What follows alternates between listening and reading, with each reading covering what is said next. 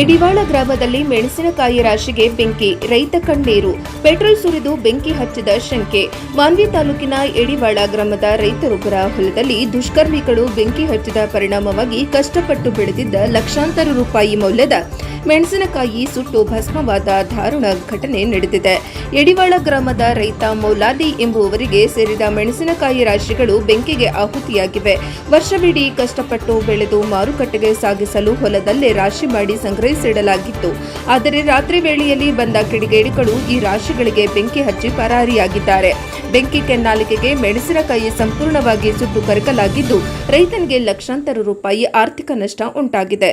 ಸಾಲ ಸೋಲ ಮಾಡಿ ಬೆಳೆದಿದ್ದ ಬೆಳೆ ಕಣ್ಣ ಮುಂದೆಯೇ ಬೂದಿಯಾಗಿರುವುದನ್ನು ಕಂಡು ರೈತ ಮೌಲಾಲಿ ಮತ್ತು ಅವರ ಕುಟುಂಬಸ್ಥರು ಕಣ್ಣೀರು ಹಾಕುತ್ತಿದ್ದಾರೆ. ಗ್ರಾಮದಲ್ಲಿ ಈ ಘಟನೆಯಿಂದಾಗಿ ಆತಂಕ ಸೃಷ್ಟಿಯಾಗಿದ್ದು, ರೈತರು ಈ ಕೃತ್ಯವೆಸಗಿದ ಕಿಡಿಗೇಡಿಗಳನ್ನು ಕೂಡಲೇ ಪತ್ತೆ ಹಚ್ಚಿ ಕಠಿಣ ಕ್ರಮ ಕೈಗೊಳ್ಳಬೇಕೆಂದು ಆಗ್ರಹಿಸಿದ್ದಾರೆ. ಅಲ್ಲದೆ ಸಂಕಷ್ಟದಲ್ಲಿರುವ ರೈತ ಮೌಲಾಲಿ ಅವರಿಗೆ ಸರ್ಕಾರ ಸೂಕ್ತ ಪರಿಹಾರ ನೀಡಬೇಕೆಂದು ಗ್ರಾಮಸ್ಥರು ಒತ್ತಾಯಿಸಿದ್ದಾರೆ.